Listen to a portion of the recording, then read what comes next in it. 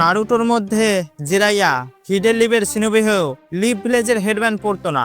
এর কারণ কি চলো দেখি। দেখো, সবাই মনে করে আমাদের জিরাইয়া হিডেন লিভের জন্য স্পায়ের কাজ করত, মানে যে কাজটা এখন সাসকে করে বউটোতে।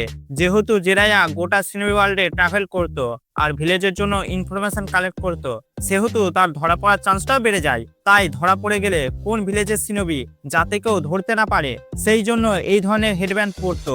যদিও এই কথাটা পুরোপুরি সত্যি নয়, কারণ জিরাইয়া সেন্সে 3 লেজেন্ডারি সানিনের একজন ছিল, আর সে অনেক স্ট্রং অ্যান্ড পপুলার ছিল।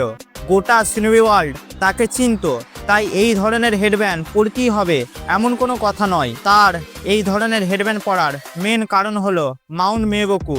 হ্যাঁ, ওই জায়গা যেখানে সে সেজমোড শেখে অ্যান্ড তাকে একটা লেজেন্ডারি সিনোবি বানায়। তাই টোডেদের সাথে তার বন্ডিং রিপ্রেজেন্ট করার জন্য এই ধরনের হেডব্যান্ড